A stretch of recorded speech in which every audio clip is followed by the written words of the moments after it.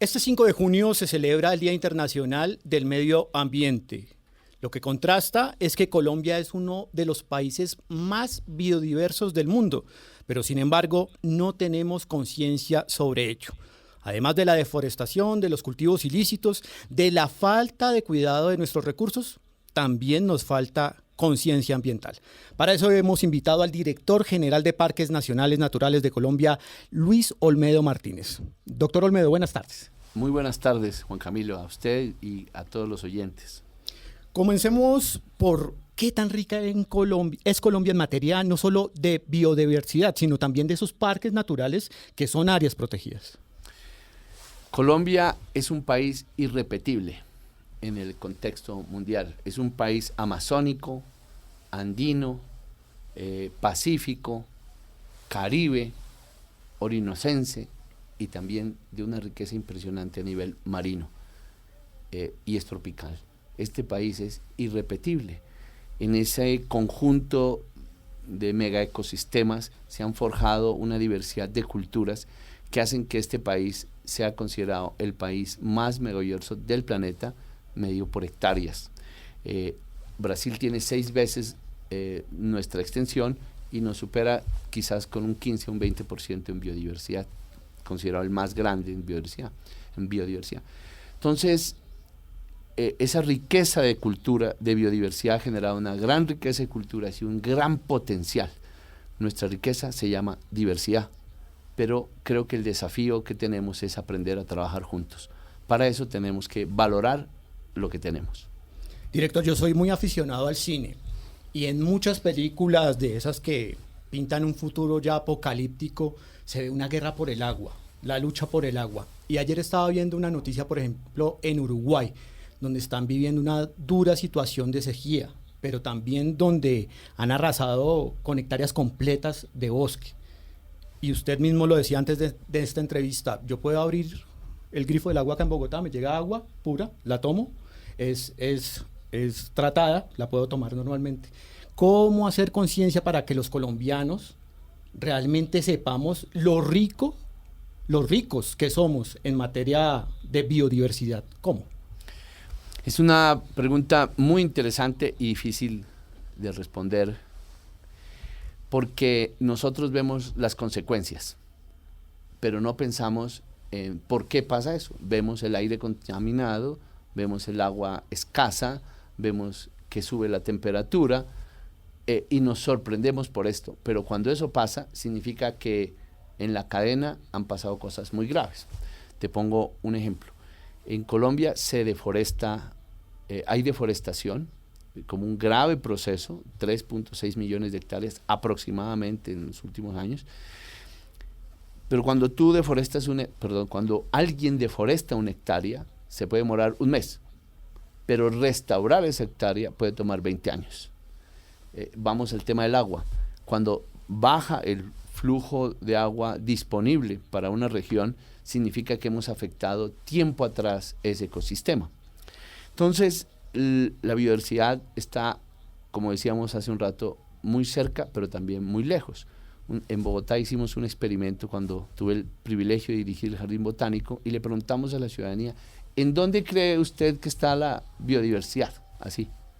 Y la gente respondió mayoritariamente en la Amazonía, es decir, muy lejos. Pero nosotros decíamos, usted come biodiversidad, usted toma agua, come vegetales, come proteínas, todo eso es producto de la biodiversidad. De ahí nació una iniciativa que se llama Biodiversidad al Plato, muy exitosa entre otras cosas.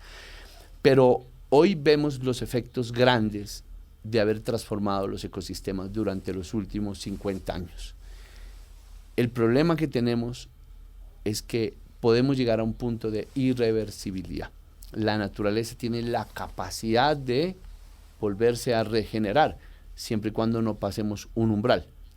Si pasamos un umbral, la naturaleza actuará de una forma que no conocemos. ¿Qué significa? Con el deshielo, por ejemplo, que es uno de los grandes problemas, el blanqueamiento de los corales, el aumento del clima, todos son efectos. ¿Qué debemos hacer? Yo creo que todo ciudadano, que es un compromiso, un compromiso. algo más allá Debe de donde inscribió preguntarse, la cédula. correcto, ¿por qué está pasando y qué debo hacer? Un amigo me decía, Gustavo Wilches, todo bogotano debería tener 2 cédulas de ciudadanía, el de la registraduría y una en parques nacionales que diga, ya conocí Chingaza, soy consciente de dónde viene el agua. Abrimos el grifo, pero creemos que el agua viene del tubo, el agua viene de un ecosistema de páramo que está en el Parque Nacional Natural Chingaza, de donde proviene y cuidamos el agua de los bogotanos. El común de la gente piensa que el Parque Nacional de pronto es un lugar para conocer, para hacer turismo, que está bien, pero ¿cuál es la importancia en materia de conservación de biodiversidad de un parque nacional y de un área protegida? Excelente pregunta. Un área protegida es un pedazo de tierra que el país, que la nación ha dicho, cuidémoslo porque es importante para la vida humana, así nació, pero realmente es para la vida como creación, para que pueda funcionar el ecosistema. Ordenar el territorio significa poner primero algo, después algo, y hemos dicho, primero son las áreas protegidas, los parques, porque de ahí depende la vida. Entonces, lo que debemos buscar es que todos cuidemos esas áreas protegidas, que como tú dices, también pueden servir para el ecoturismo, por supuesto, es un puente a la concientización, a la educación, es un vínculo emocional a la responsabilidad planetaria, pero el área protegida está hecha para que la naturaleza tenga su espacio. Pongo un ejemplo. ¿Cómo se declara un área protegida? Se define un área que se llama un polígono, se identifican cuáles son los factores o los objetos de conservación como un aspecto metodológico. Podemos poner el oso de anteojos en Chingaza, sí. Se llama especie sombrilla. ¿Cuánta área necesita ese oso para desarrollar su vida? Se establece un número de hectáreas, pero al generar ese área significa que todo el ecosistema funciona. Y al funcionar nos regala la vida, nos regala el agua. Y entonces la ciudad tiene que ir a agradecer a la naturaleza. Y ese es el objeto del ecoturismo. Cuando invito a todos los bogotanos a conocer Chingaza y a sacar su cédula de ciudadanía de chingazanunos, no sé si existe ese término, pero van a darse cuenta cómo funciona la naturaleza y que gracias a ese esfuerzo que hace Parques Nacionales y la sociedad, tenemos agua. Allá encontraremos escuelas, niños que cuidan, campesinos que cuidan, un bonito ejemplo de una ciudadanía. Maravilloso, porque realmente ellos son los primeros guardianes de estas zonas. Obvio, el gobierno les presta una atención, brinda esa área protegida, pero esos campesinos, esa labor de ellos, esa conexión con ellos, y por supuesto también un tema muy importante, los guardabosques. ¿Qué papel juegan? Los guardabosques que vemos en estos parques dependen de parques, ¿verdad? Sí, señor. ¿Qué papel juegan ellos? Los parques nacionales naturales necesitan ser protegidos. Digamos, también podríamos decir, necesitan no ser afectados. Y para eso necesitamos que toda la ciudadanía esté consciente de eso. Los guardaparques son los primeros responsables de esa labor, de establecer ese diálogo con la sociedad. Y en ese diálogo con la sociedad han aprendido a hablar con la naturaleza.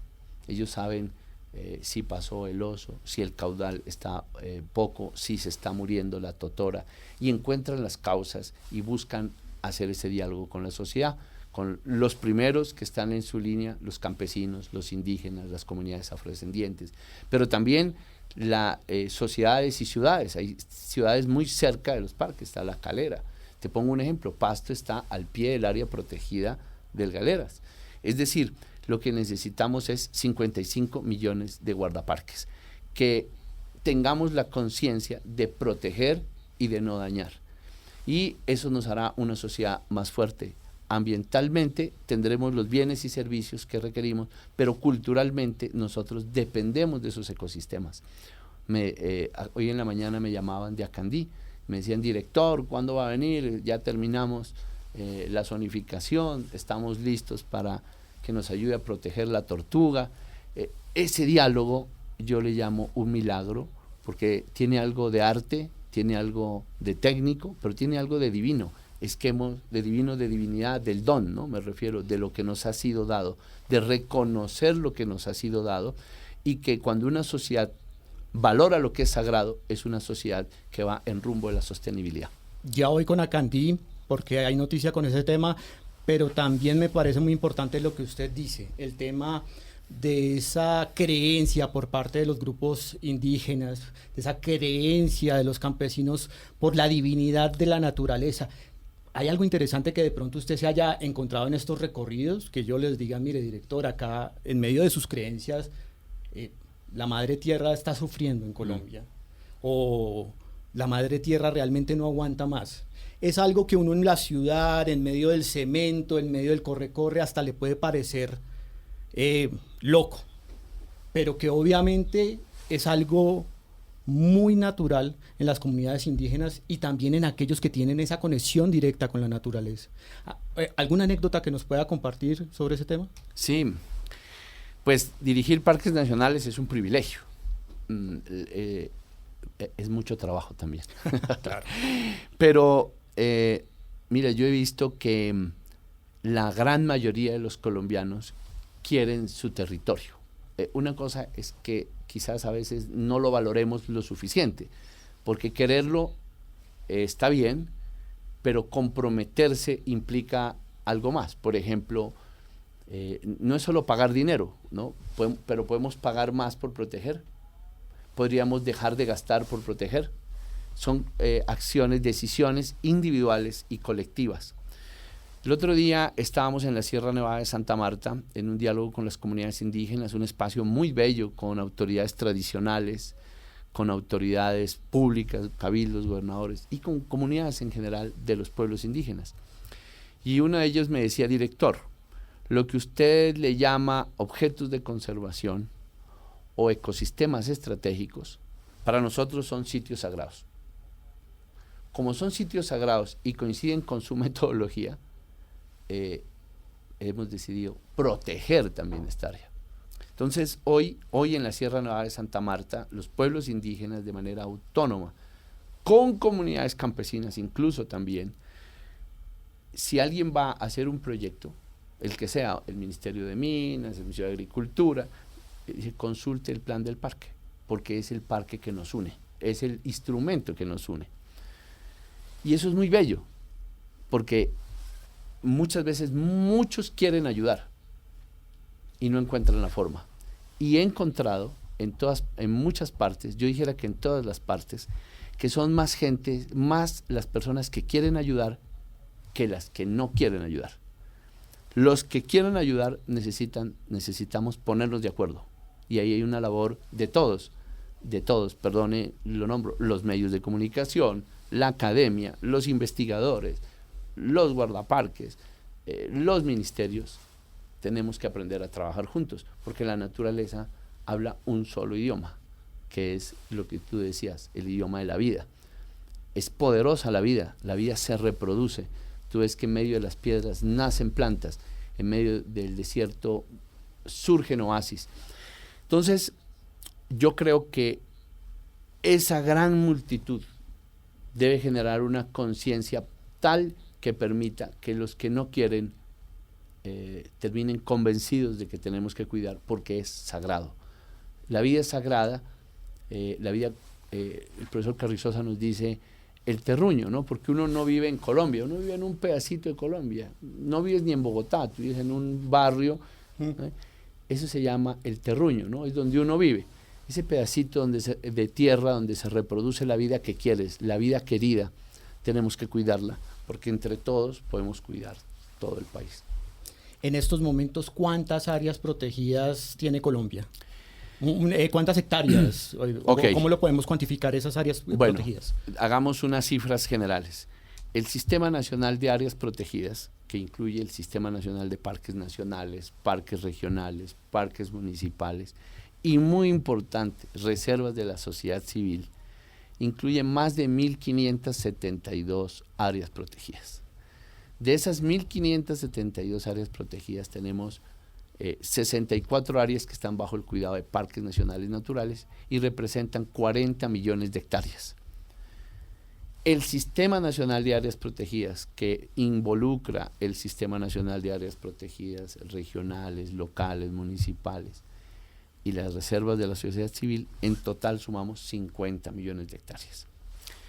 Las reservas de la sociedad civil son maravillosas. Yo les digo ciudadanos superiores, que tienen un pedacito de tierra, 1 hectárea, 10 hectáreas, 50 hectáreas, y él de manera autónoma dice, yo quiero que esto sea un parque o un área protegida. Levanta la mano, va a parques nacionales y prácticamente le entrega el área. ¿Por qué haría eso? ¿Por qué hace eso? Puede explotarla, puede aprovecharla, puede hacer un cultivo. ¿Qué lo mueve a hacer eso? Es una conciencia superior de cuidado, que está determinada, yo creo que por las normas culturales. Entonces en Nariño, que es una de las zonas donde hay un importante número de reservas de la sociedad civil, le dicen, yo cuido al abuelo, se refieren al Galeras. Yo creo que ahí hay un nivel superior de conciencia determinado por las normas culturales.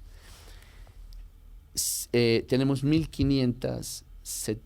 1.500 áreas protegidas, reservas de la sociedad civil, que suman como 200 hectáreas, 200.000 hectáreas. Eso es una cosa muy importante, 200.000 hectáreas, que han decidido cuidar. Entonces, entre todos podemos cuidar. Yo creo que si uno analiza, yo no soy ni abogado ni estudié ciencias políticas, pero me parece que la creación de la entidad de parques nacionales es un activo de la sociedad, es decir, un ejemplo de la democracia. Es donde es un gran invento, dijo Julio Carrizosa hace pocos días en un evento, porque está expresada la diversidad del país en una organización democrática que son los parques nacionales en todo el país, que se conectan con la sociedad de una manera, permíteme el término, íntima.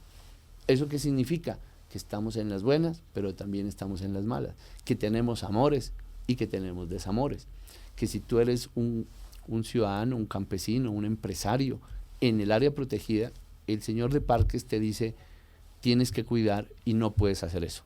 Cuando te dicen no puedes hacer eso, la reacción natural es, gracias por prohibírmelo. No, tú dices, experimentas una reacción, pero en conjunto hemos logrado que la sociedad cuide gracias al trabajo de los guardaparques, que ha sido un trabajo bastante poco reconocido, bastante ingrato y muy grave.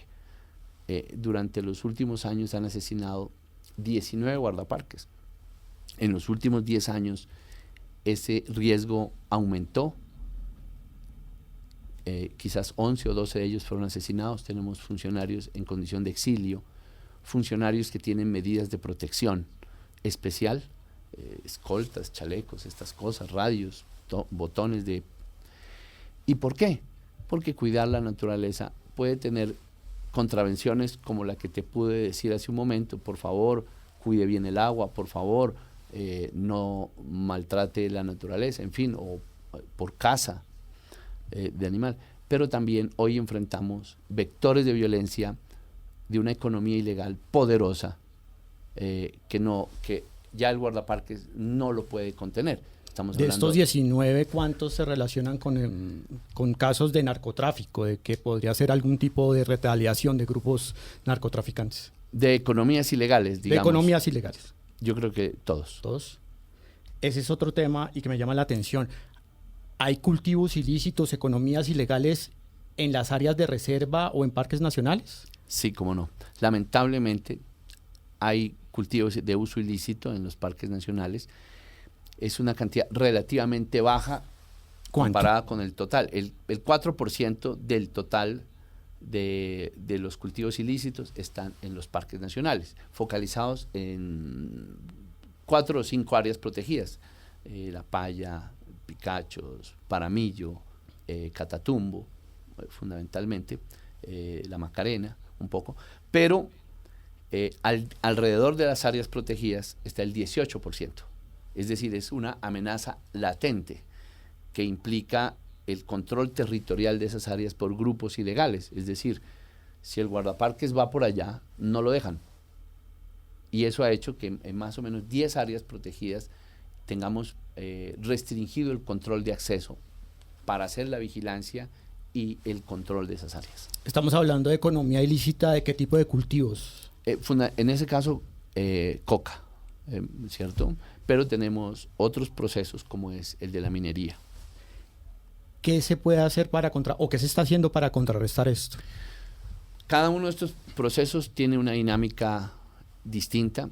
Yo podría decir que en orden de afectación por hectárea, la deforestación es la principal amenaza, luego sigue minería, ¿cierto? Luego cultivos ilícitos.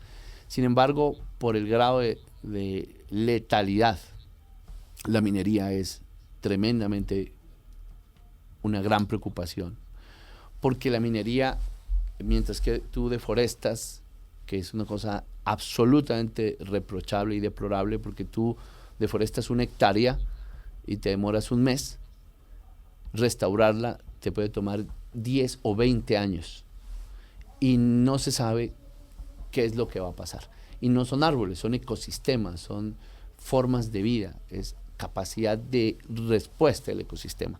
Pero lo que te demoras un mes talando, 20 años recuperando. La minería es aún más letal, porque entras, puedes demorarte 3 días, contaminas una fuente de agua de forma letal, con mercurio, arsénico, entonces generando un daño hacia abajo de la cadena. Que era lo que hablábamos al principio. Nadie sabe de dónde viene el agua, de acuerdo, pero se contamina la base y obviamente genera un riesgo. Sí, imagínate que, por ejemplo, en la Amazonía, todos los peces que están por esas fuentes de agua, por esas corrientes de agua, quedan contaminados con metales pesados, arsénico, mercurio fundamentalmente. Son peces de consumo humano. Y son peces que se consumen. Y cuando tú haces un estudio de contenido de mercurio en estas personas, vas a ver que está muy, muy por arriba. Estoy hablando no solo de la Amazonía, estoy hablando de la Mojana, por ejemplo. O sea, ¿qué zonas han identificado ustedes? Obviamente, pues esto es un trabajo en conjunto con la academia, con el Ministerio de Medio Ambiente, pero dentro de la información que tiene Parques Nacionales, ¿qué áreas o qué zonas, ríos del país ya presentan contaminación con mercurio o con arsénico por cuenta de la minería ilegal?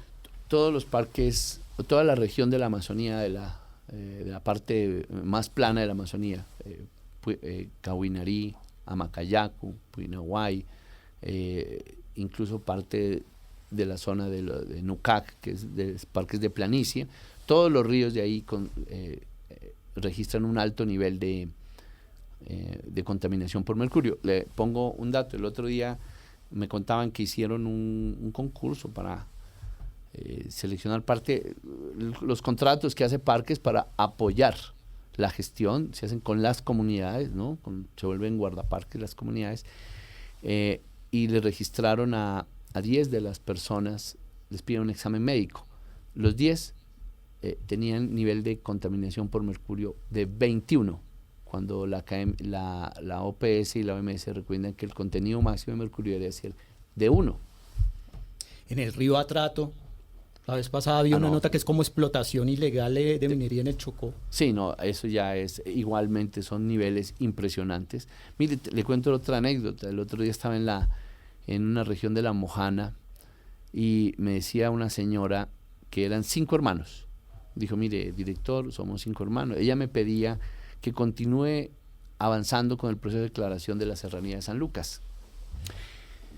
Y me contaba una historia que nos hacía llorar a todos los que estábamos ahí, literalmente llorar. Eran 5 hermanos, uno falleció por cáncer, 3 de ellos se hacen diálisis y solo queda ella, producto de la interacción con los metales pesados. Ya uno dice, pero ¿qué esperanza le queda a esa comunidad? Tenemos que entrar a actuar. ¿Qué estamos haciendo? Tenemos que entrar a actuar en la protección, tenemos que reforzar el trabajo de protección, pero nadie puede cuidar a alguien que no es consciente, puede pasarnos a nosotros, ¿no? La negación o la falta de conciencia. Tenemos que ser conscientes de que nuestros ecosistemas hoy están amenazados, tanto desde el punto de vista local, como estoy hablando de la minería, es tremendamente grave, ¿no? Muy grave, son procesos que vienen en este momento desatados, multiplicándose casi que por 20, pero a nivel global también. Entonces el calentamiento global, al perderse capacidad de protección en lo local, se pierde capacidad en lo global. Hoy el mundo nos reclama estrategias de adaptación al cambio climático. El cambio climático es inminente, peligroso y posiblemente irreversible. Nosotros necesitamos fortalecer. La principal estrategia de lucha contra el cambio climático es la conservación. Y en la más rápida, la más económica y la más segura. Aumentar la capacidad de los ecosistemas para restaurar el equilibrio global. Los parques nacionales son el ADN de ese proceso, son el ADN de la biodiversidad colombiana, son el ADN de la cultura y son el ADN de la economía de este país. ¿Qué tan vulnerable está Colombia frente al cambio climático, o si estos procesos de protección de ecosistemas podrían blindarlo en algún momento? Colombia es uno de los países, hay varios estudios desde diferentes puntos de vista que muestran la vulnerabilidad de nuestro país frente al cambio climático. Y es muy, no sé, digamos, necesitamos un poco de sentido común para percibirlo. Si es el país más megabiodiverso del planeta, ¿cierto? Por hectárea, como dije hace un rato. Tiene ecosistemas amazónicos, pacíficos, andinos, marinos, caribe, orinocense. Esa configuración de país ha hecho de Colombia el país más rico, fundamentalmente el más bello, y eso es un problema de comunicación, porque tengo que hablar de la belleza, ¿cierto? Pero también el más frágil, porque tenemos de todo, pero muy poquito. Esa condición de fragilidad ecosistémica o de singularidad, por ejemplo, los páramos. Los páramos no es un ecosistema que esté difundido en todo el mundo. Son 4 o 5 países los que poseemos ese ecosistema único. Nuestra biodiversidad está determinada por un altísimo endemismo, es decir, especies que solo se reproducen en nuestros ecosistemas. Entonces, vamos a hacer un ejemplo un poquito burdo. Si el cambio climático afectará a la biodiversidad en un 10% de todas las especies del planeta, ¿a quién le toca más duro? Al que tiene más. Esa es la realidad. Y como tenemos más diversidad, pero muy poquito área, entonces somos muy frágiles. Si afectan el 10% de los páramos del mundo, ¿a qué país le afectan más? Pues a Colombia, ¿cierto? Entonces, esa afectación la necesitamos detectar. Ahí necesitamos, por un lado, conocer este país. Germán Arciniegas decía en una conferencia hace muchos años que tuve el privilegio de escuchar en la Universidad Nacional, creo que era el escenario, decía que en Colombia no nos descubrieron, que América Latina, América, no la descubrieron, sino que la encubrieron. Y tenía razón, porque la forma como leyeron los ecosistemas era basados en los ecosistemas que tenían en Europa. Tuvo que venir Humboldt, tuvo que venir después José Celestino Mutis a decir, oiga, aquí hay una cosa impresionante. En un kilómetro cuadrado de la biodiversidad de este país puede caber la biodiversidad de toda Europa. Lo que pasa es que somos distintos, diferentes. Y tú estudias la Amazonía y dices, no, ya aprendí de la biodiversidad colombiana. No, le falta la andina, le falta la pacífica. Colombia tiene una riqueza marina impresionante. Los grandes reservorios para la reproducción de la biodiversidad marina están en Colombia. Valga la pena decir que tenemos un sistema de áreas marinas protegidas maravilloso, tanto en el Pacífico como en el Caribe. El país acaba de declarar nuevas áreas, como por ejemplo la Cordillera Beata. ¿Esa queda dónde? Esa queda al norte, en el Caribe, es limítrofe con República Dominicana. En la Estamos hablando de zonas de coral. No, profundidades marinas. Profundidades marinas. 4.400 metros de profundidad. La semana pasada estábamos en una mesa de trabajo con científicos planeando una exploración para ver qué encontramos en la profundidad. Se habla que en la columna de agua pueden encontrarse ADN amazónico, ADN antártico. Y bueno, pero ¿por qué está allí? Ahí están las claves de la formación de estos continentes, ¿cierto? Ahí está toda una oportunidad para conocer ese lecho marino, y estamos tratando de explorarlo. Se declaró, se llama la Cordillera Beata, es una cordillera marina que está en Colombia y en República Dominicana. Le iba a preguntar por Acandí.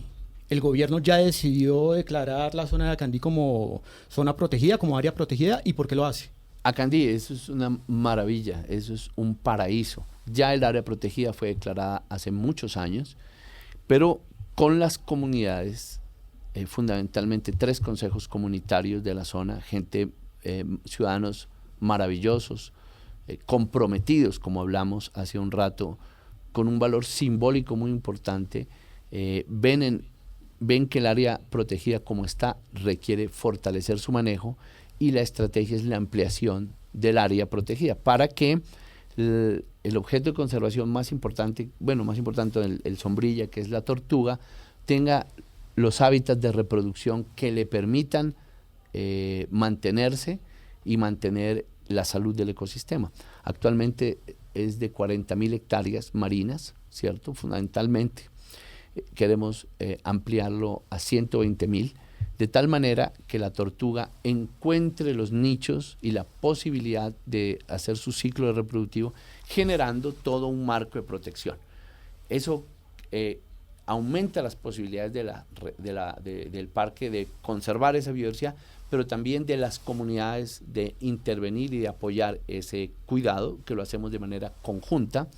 Y vamos en ese proceso, va adelantado, hemos acelerado los procesos, ya hicimos la consulta a la Academia de Ciencias. La Academia de Ciencias hace más o menos un mes anunció su concepto favorable. ¿Y qué falta? Es un trámite complejo, largo, porque se delimita, basados en ciencia, los límites. Estamos en el proceso de la declaratoria, es un acto legal solemne que establece el Ministerio del Medio Ambiente, y yo esperaría que ojalá en muy poco tiempo, no me pongo una fecha para no... Pero es cuestión de días. De meses, no de años. Yo dijera que de semanas, sí, y no de... Sí, yo esperaría que en los siguientes meses podamos dar esa buena noticia. 6 meses. Ojalá antes, sí. Ojalá antes. ¿Qué tipo de tortuga es la que se está protegiendo en esta zona? Tortuga carey, es una tortuga maravillosa. Su estudio nos puede develar mucho del comportamiento de la zona. Es una tortuga maravillosa, inmensa. Es amenazada. Sí. Es amenazada por diferentes procesos, a veces... Por la comercialización de su caparazón.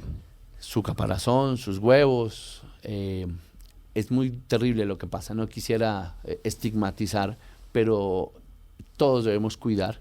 Y es una zona, pues, que como tú sabes, está afectada por diferentes vectores, ¿no?, que no dependen de las comunidades, sino de esas economías ilegales a las que yo me hacía referencia, que hay que identificar y que hay que controlar, porque se está atacando no una tortuga, sino un bien público, no solamente una tortuga, un bien público global.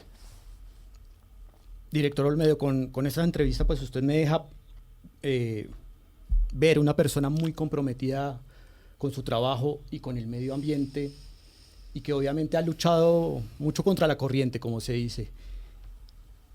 Todos en algún momento nos vemos frustrados porque le damos todo a nuestro trabajo y a veces las cosas no salen. ¿Cuál fue de pronto ese día o ese momento en el que usted vio algún daño ambiental tan impactante que de pronto lo tocó más allá del director general de Parques Nacionales y lo tocó como Luis Olmedo? Bueno, yo dijera que soy un hombre muy afortunado, ¿cierto? Porque estudié a pesar de que tuvimos limitaciones económicas en la infancia, no restricciones, pero limitaciones. Vivíamos en una ciudad, yo soy de Pasto.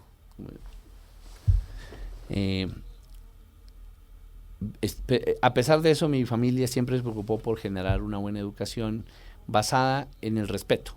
Y yo creo que cuando uno aprende a respetar, tiene que valorar en el otro lo que es, pero también en lo otro.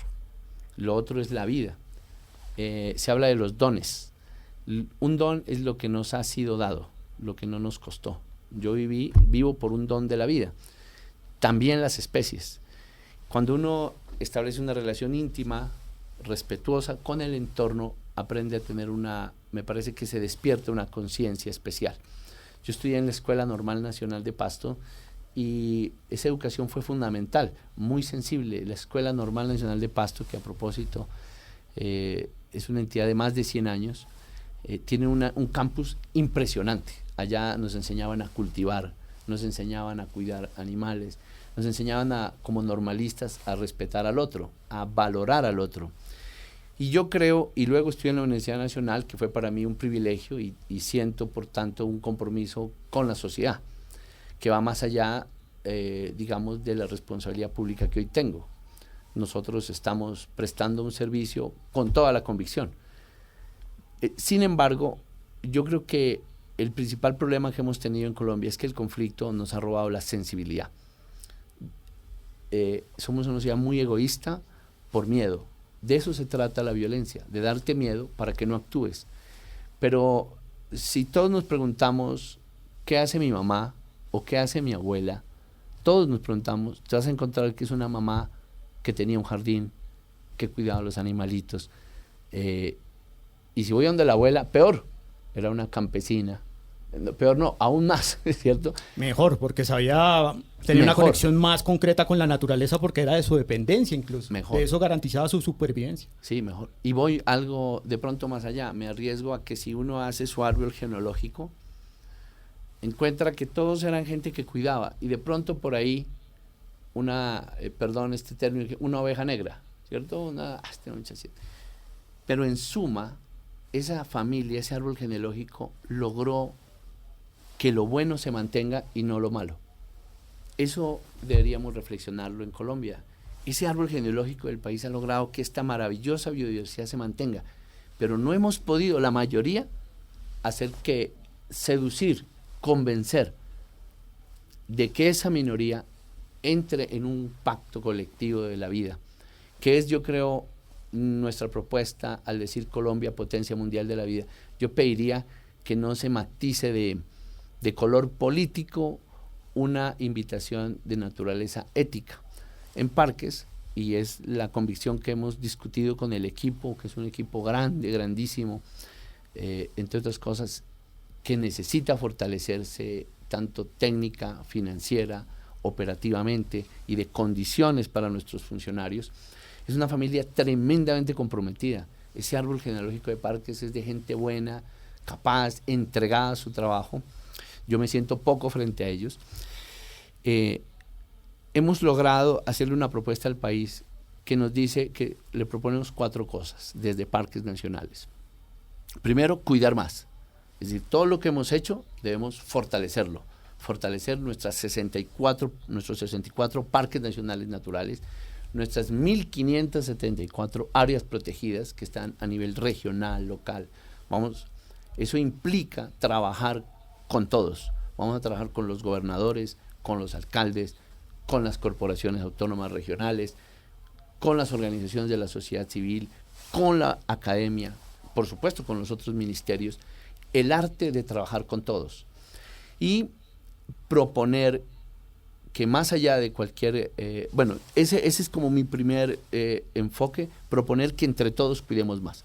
Lo segundo es que el conflicto, haber firmado el acuerdo de paz nos implica pasar la página, ver en perspectiva de 100 años por qué fue que no nos pusimos de acuerdo, ¿cierto? Si la Comisión de la Verdad dice, vea cómo nos matamos, pasemos esa página. Para eso necesitamos innovación. Pensemos cómo podemos hacerlo mejor. No yo, sino cada uno. Yo le he planteado a mis funcionarios y me han dicho ellos mismos, ¿cómo voy a hacerlo mejor? Lo que ya hago. Busquemos desde el sentido positivo cómo hacerlo mejor y va a implicar trabajar juntos.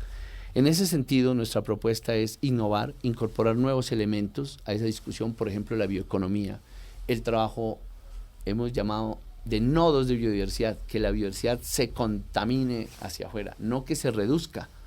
Esos vectores de reducción, la minería, la deforestación, los cultivos ilícitos, la ocupación, que se ven como factores que van en contra de las áreas protegidas, y es así, de nuestros parques nacionales, se vuelven en fuerzas centrífugas, que nos irradien productividad, que aprendamos a vivir de la biodiversidad, que valoremos la biodiversidad.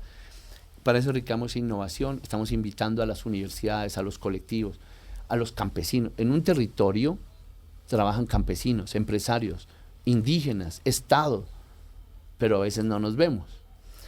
Que trabajemos juntos. La tercera estrategia es que debemos modernizarnos como entidad, tenemos que mejorar nuestra capacidad. En eso con el presidente, la ministra, estamos en la misma línea. La ministra Susana Muhammad ha dado líneas de apoyar más el Sistema Nacional de Parques Nacionales. Ahora podemos contar algo de lo que hemos hecho. Y finalmente una estrategia, una propuesta que les hago a todos en Colombia, y es firmar la paz con la naturaleza. Paz con la naturaleza implica una reflexión, primero individual, de lo que yo soy, de lo que yo quiero, pero también de mi relación con el otro y con lo otro. Veamos ese árbol genealógico y veamos si podemos hacer que todas las partes florezcan. Es un pacto, es una propuesta ético-política, porque la naturaleza no tiene la culpa de la mala organización que nosotros tengamos.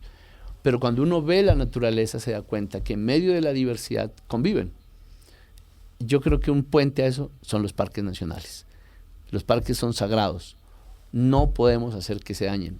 Tienen que terminar los cultivos ilícitos en parques. Tiene que terminar la ocupación ilegal de los parques, la deforestación, la minería. Y tenemos que buscar que todos vivamos en una perspectiva casi que utópica, pero real. Mira, hay más de 3.000 empresas, organizaciones comunitarias que se llaman operadores turísticos, que viven de los parques. El día que cerramos por razones del nevado, del riesgo de erupción volcánica en el Nevado, casi como una semana antes de Semana Santa, habían 12.000 reservas de ingreso al Parque Nacional Natural Los Nevados. 12.000. Al cerrarlo, todas esas personas no pudieron ir.